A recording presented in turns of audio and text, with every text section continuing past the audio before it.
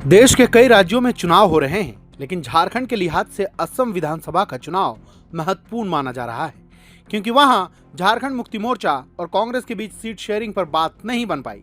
बावजूद इसके जेएमएम ने अपने प्रत्याशियों को सिंबल देना जारी कर दिया है।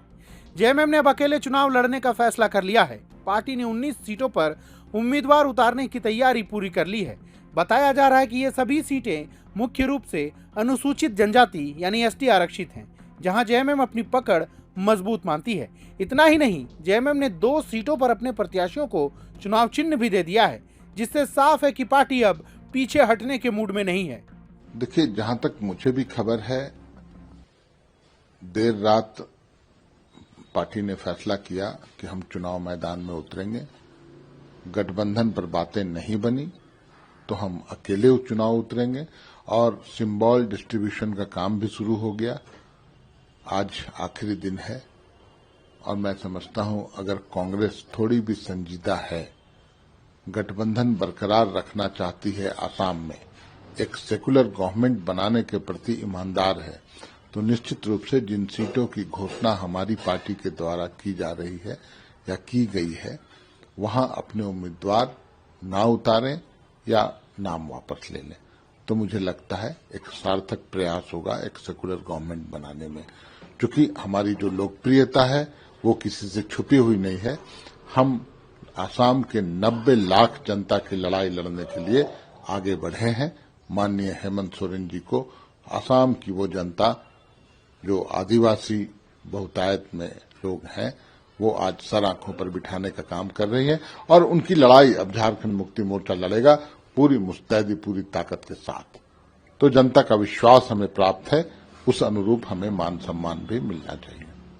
क्या लगता है कितने सीटों पर लगभग आप लोग कंटेस्ट कर रहे हैं? देखिए, जहां तक मुझे खबर है 19 से 20 सीटों की बात है और वहां के उम्मीदवार भी अंतिम रूप से फाइनल कर लिए गए हैं। हम वहां सिंबल डिस्ट्रीब्यूशन में लग गए हैं, वहां चुनाव चिन्ह आवंटित किए जा रहे हैं, टिकट दिए जा रहे हैं, उम्मीदवारों की घोषणा भी लगातार हो रही है। तो मैं समझता हूं उन 20 सीटों पर हम चुनाव लड़ने को तैयार हैं। बता दें कि कांग्रेस और जेएमएम के बीच गठबंधन की चर्चा लंबे समय से चल रही थी, लेकिन सीटों के बंटवारे को लेकर सहमति नहीं बन पाई। इसका सीधा असर विपक्षी एकता पर पड़ सकता है, खासकर उन सीटों पर जहां वोट बंटने का खतरा है। राजनीतिक जानकारों का मानना है कि जेएमएम का यह फैसला चुनावी समीकरण को बदल सकता है। एसटी सीटों पर मुकाबला अब और दिलचस्प हो जाएगा, जहां कांग्रेस और जेएमएम आमने सामने आ सकते हैं।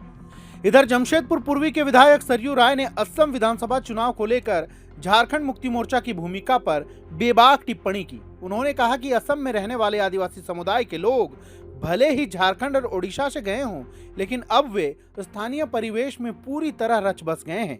उन्होंने साफ कहा कि वहां के लोग स्थानीय मुद्दों और नेतृत्व को ही प्राथमिकता देते हैं, बाहरी हस्तक्षेप को ज्यादा महत्व नहीं देते। असम में आदिवासी समुदाय के लोग हैं, उनमें अधिकांश झारखंड से, उड़ीसा से गए हैं, मगर जो वहां रह गया है वहां के लोगों की बात सुनता है, बाहर के लोगों की बात नहीं सुनता है। कोशिश कर रहे हैं इसलिए कि वहां के मुख्यमंत्री भी इनके चुनाव में आए थे, रहे थे, तो शायद बदला चुकाने जा रहे हैं। ऐसे में अब ये देखना दिलचस्प होगा कि जेएमएम का यह फैसला असम चुनाव में क्या रंग लाता है और क्या विपक्षी वोटों का बंटवारा कर किसी तीसरे दल को फायदा पहुंचाएगा। अगर आपको ये वीडियो पसंद आया हो तो लाइक, शेयर और सब्सक्राइब जरूर करें और ऐसे ही अपडेट्स के लिए जुड़े रहें प्रभात खबर के साथ। धनबाद से प्रतीक पोपट के साथ प्रदीप महतो की रिपोर्ट। प्रभातखबर.com